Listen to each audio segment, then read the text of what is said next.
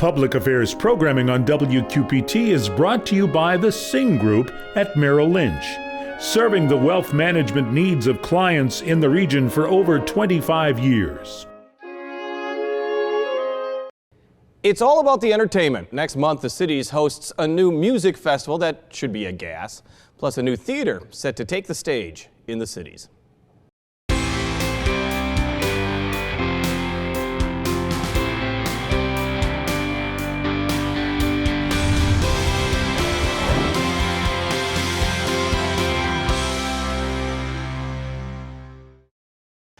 There's a new festival that's creating a thaw in the winter music scene. We're just weeks away from a unique mix of cutting-edge musicians, comedy, and down-to-earth meals all coming together in the village of East Davenport. It's the Gas Feed and Seed Festival. It's coming up February 16th at the Village Theater and other locations in and around the village of East Davenport. And joining us is Sean Moeller of Moeller Nights, which plans area concerts and is the organizer of the Gas Feed and Seed Festival.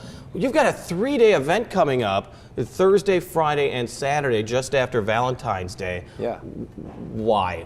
I mean, why are you doing this in February of all times? I like that time of year, you know. I mean, really kind of the theme of the festival and what I like doing. I mean, kind of my bread and butter is finding people before other people know about them, you know. And I like being able to introduce people to somebody that they're going to fall in love with before they know they're going to fall in love with them. So the whole Valentine's Day, you know, thought is kind of there a little bit. Let's be honest. I mean, after Day Trotter, so much success. That's what people know you from. Yep. And then you moved on from Day Trotter. So let's start there for a second. What are you really working on right now? Because you do still bring in a lot of acts and a lot of music into the cities. Well, I mean, I think really kind of at the core of what I'm working on is trying to build this community. You know, that's really, you know, at the end of the day, what Day Trotter was for me was trying to really, you know, make the Quad Cities rise up as a destination for both touring musicians and people coming into town to see those shows. You know, I think a lot of what I can kind of bring to the table and what I've been building over the years is that trust, you know, that people know I'm going to bring something really quality to town, and it's really, you know, kind of just bringing more of it. You know, I think that's where we kind of like tip the scale a little bit in terms of how people look at the Quad Cities as a music destination. And I think we can be one of the best music communities in the country, and it just really takes, you know, audience participation, people coming out of their houses and seeing what's there to offer. Because I think what we put on stages in the Quad Cities, you know, at least what I'm, you know, accountable for, is a really high quality of artists. And, you know, if people kind of just give it a chance, they'd really kind of see that we aren't too far away from, you know, those big music cities that, you know, everybody talks about a lot. Well, and that's what I was wondering, because you're talking about the audience. If the audience comes out, it's surprising you bring the musicians in the first place, which is a credit to your background and your work. What brings them to the Quad Cities?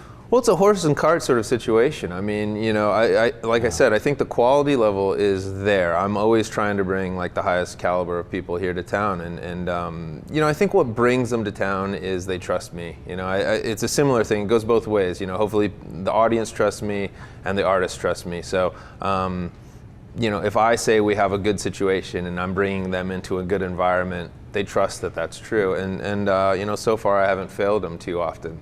I have a good track record, and people believe in you know, kind of what I'm going to bring to the table. So Gas, Feed, and Seed, this is more than just music, a little bit of comedy, and the food element too. Tell me about the genesis of this. How did this begin? Yeah, I mean, it really did start kind of with the idea of like, how do we add a couple new elements to just a standard, hey, we're bringing a bunch of bands or a bunch of musicians to town.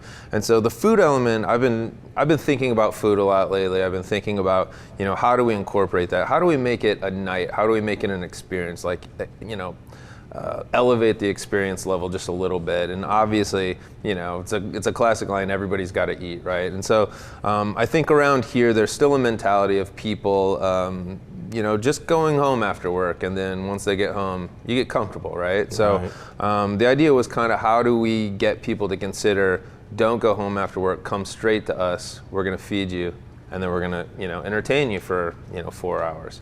And so the idea of kind of this dinner is it's going to be a family-style sort of farm-to-table dinner with a handful of like really great chefs from, the area, kind of collaborating to make a really great menu for the night.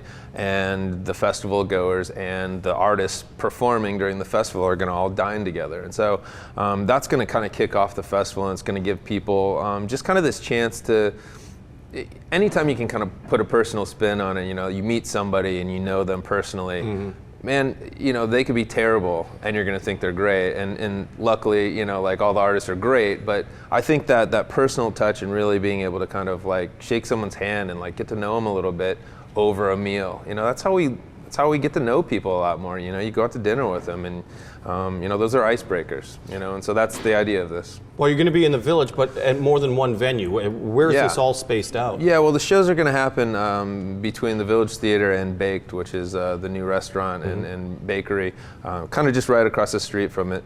And then, the idea is that once the shows, the official shows are over during the night, everybody's going to kind of spill out into the rest of the joints in the Village and kind of just carry it in, through the rest of the night, where who knows what'll happen. And let's be honest, all along the Village has been looking for new things to happen there. I mean, that's been a huge thing, and this is, did they invite you in? Was this the big deal? They wanted you there? I just kind of came up with the concept and decided to do it. So, I mean, I'm really kind of in the process now of like, really figuring out how all the logistics are gonna, work together with the other venues down there. But, there's going to be hundreds of people down there, It's a game changer for February in the Village. I would think so. I mean, I've heard from Village people that it's not too busy down there at that time. I've talked about everything with the musicians. I mean, who do you have coming? I mean, who are you really excited to see? Well, I mean, honestly, so many, to be honest. Up and down the lineup. I mean,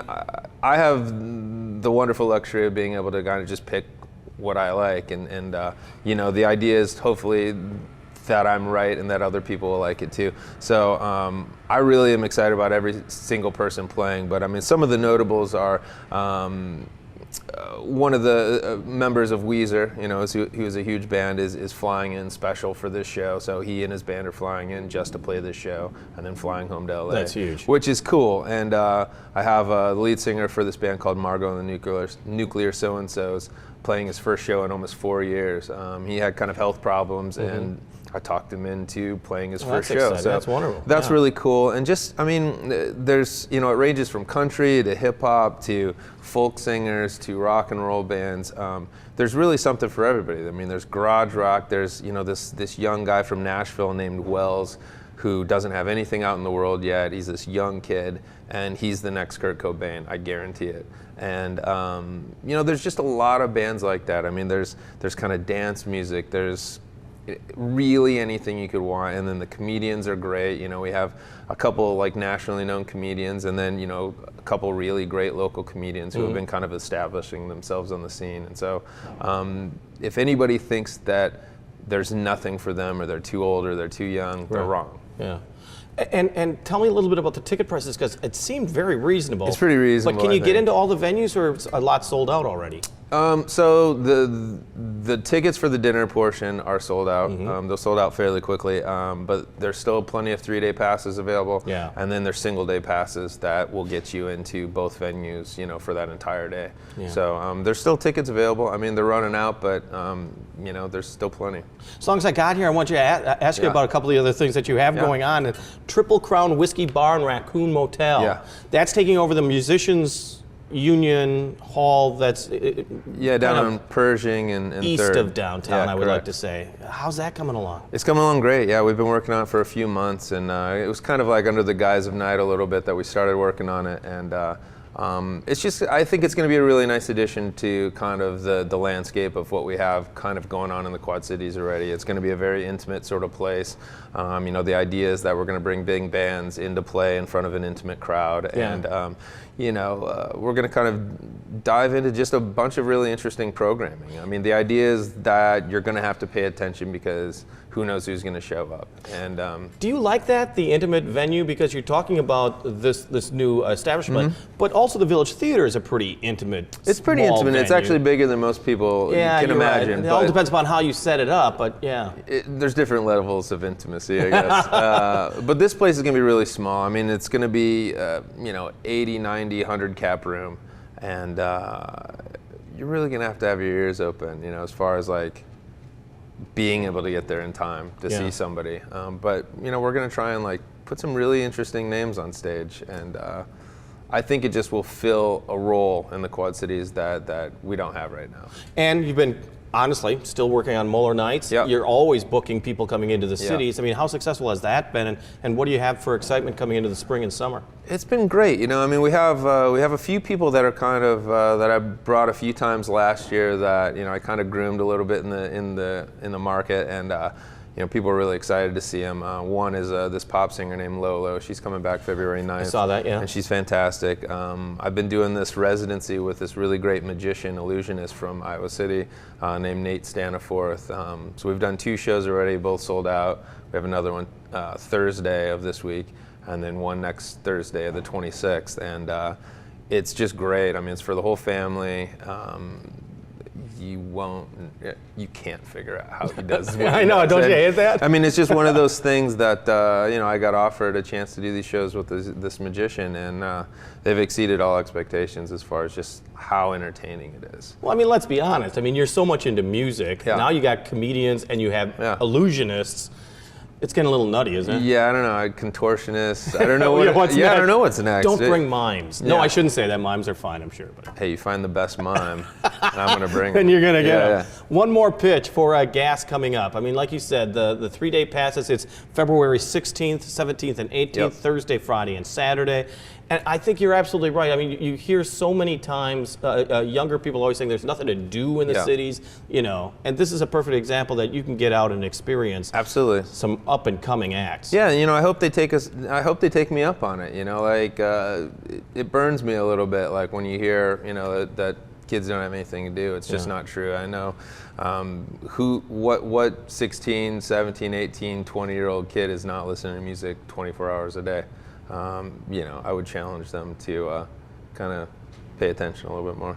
Sean Muller, good to see you. Thanks so man. much. It looks forward to starting the Gas Seed and Feed Festival. Once again, it starts February 16th in the village of East Davenport. You can order tickets, the 3-day passes, right now at MoellerNights.com. In a moment, bringing live theater to the heart of Moline. But first, Laura Adams joins us with some great ideas for you to consider the next time you head out and about.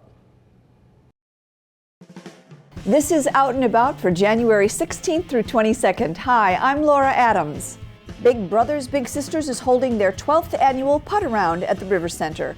Get your team together and play putt. LeClaire is holding a trivia night to benefit the Buffalo Bill Museum at the Civic Center on January 21st. The State of Race Relations is presented at Augustana's MLK event inside the Gerber Center on January 16th at 3:30. The Quad Cities Kicks Orchestra will be performing on the RME Community Stage. Head on down and enjoy big band music. The Augustana Clarinet Studio presents a recital to benefit Clarinets for Conservation at Wallenberg Hall, featuring solo and ensemble performances. Everyone is invited to enjoy a night full of music and appreciation of Ellis Kell's legacy at the River Center on January 21st, featuring local performers, auctions, and more. All proceeds will go to the Kell family. The Bucktown Review's monthly show at the Davenport Junior Theater features everything from Robert Burns to blues to zither music. And Circa 21 presents the Midwest premiere of Ghost the Musical, bringing to life all of the excitement, chills, and romance of the beloved movie. There is still time to catch Playcrafters Barn Theater's production of Steel Magnolias running through the 22nd. And Genesius Guild holds open auditions for their winter production of T.S. Eliot's Murder in the Cathedral. Auditions are at the Butterworth Center on January 17th and 19th. For more information, visit wqpt.org. Thank you, Laura. It's been a family institution since 1975, the Westbrook Family Singers, known as the first family of Quad City gospel music. But after 36 years, the 4 remaining members say it's time to retire. They say they only have a few more performances ahead of them. So let's share one of our favorite memories. Here are Dolores Tingle, Brenda Lee, Cynthia Bryson, and Gary Westbrook, the Westbrook Singers, with My Country and America.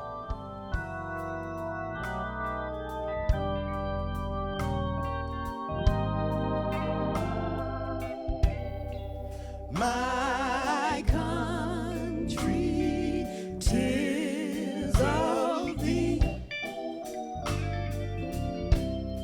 sweet land of liberty,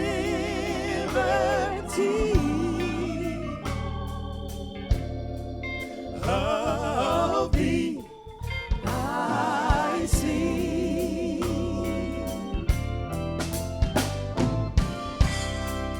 Land where our fathers died, land of the Pilgrim's pride, from every mountainside, let freedom, let it ring. Our fathers, God to thee. Our fathers, God to thee, He's the author of liberty. author of liberty, And it's to thee we sing. to thee we sing. Long may our land be bright. Long may our land be bright, With freedom's holy light. with Oh Lord, freedom's holy light. oh God, protect us by thy might. Protect us by thy might.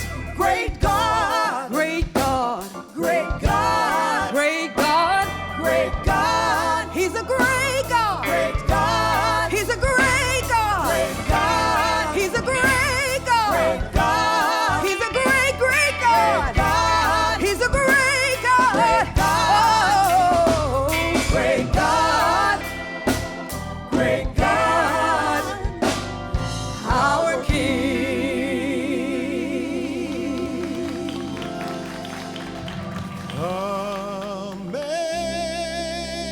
America, America, God shed His grace on thee. ooh, and crown thy good with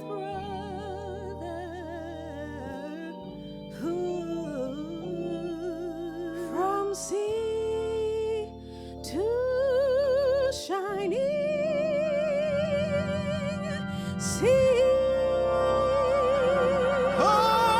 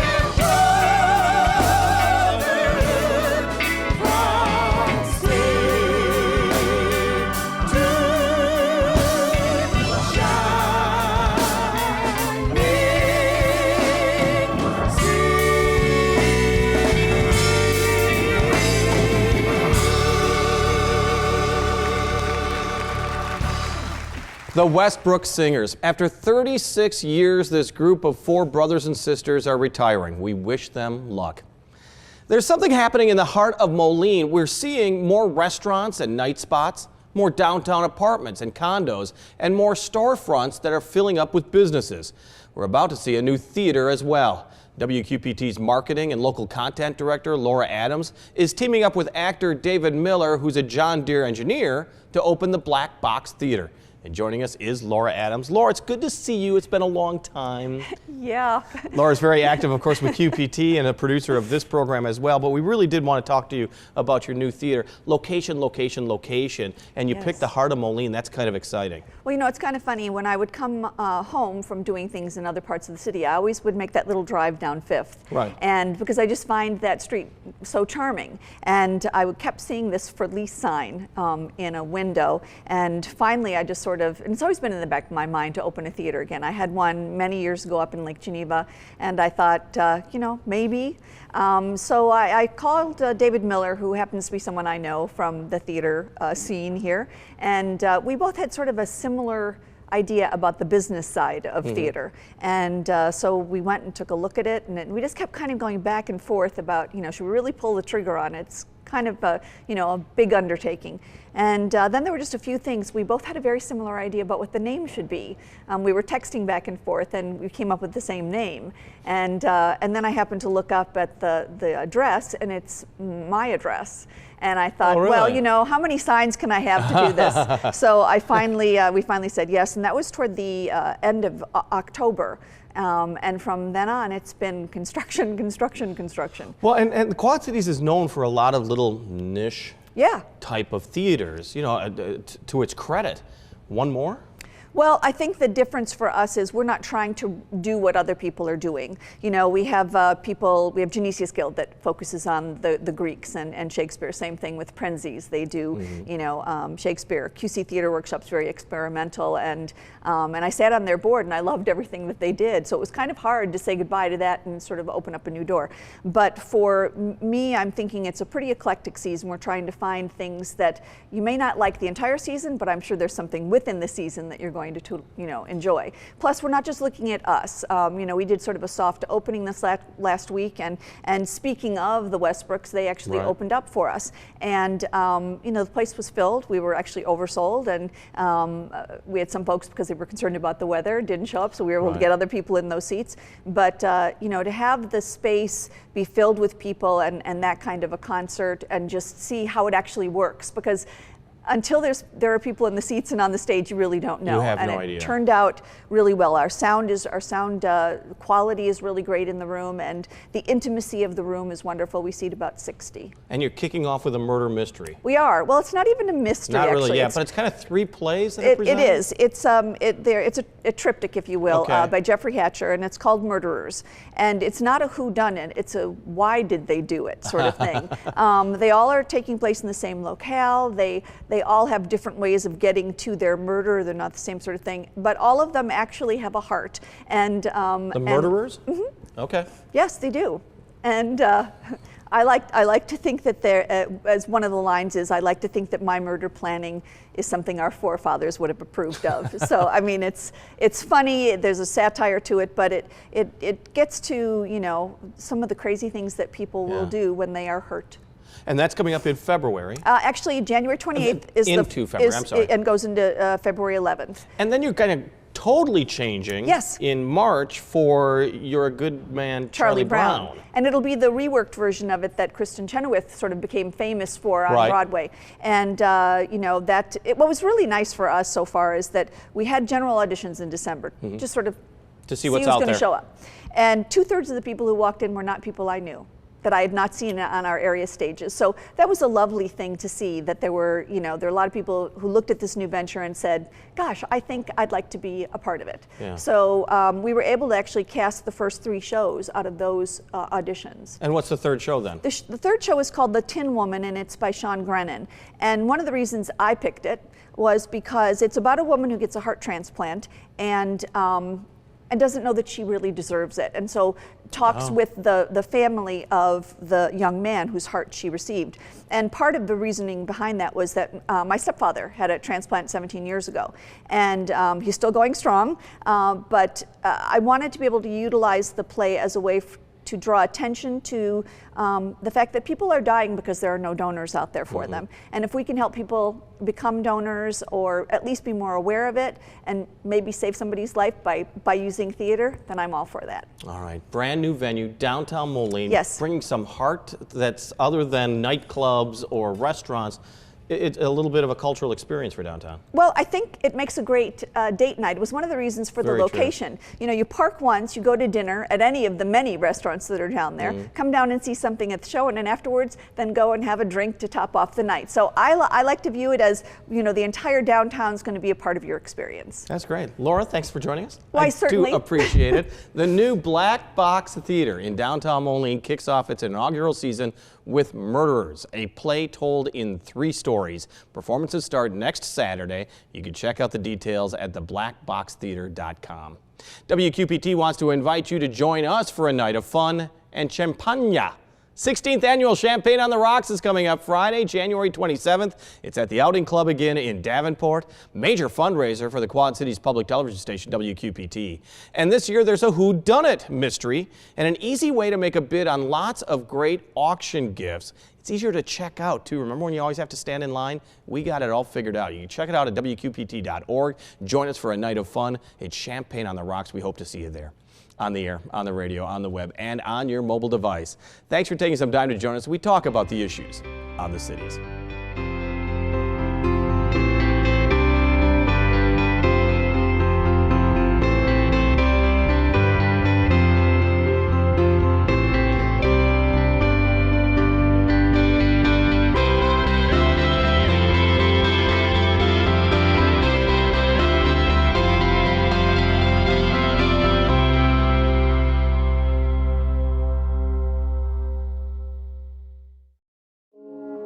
Public Affairs programming on WQPT is brought to you by the Sing Group at Merrill Lynch, serving the wealth management needs of clients in the region for over 25 years.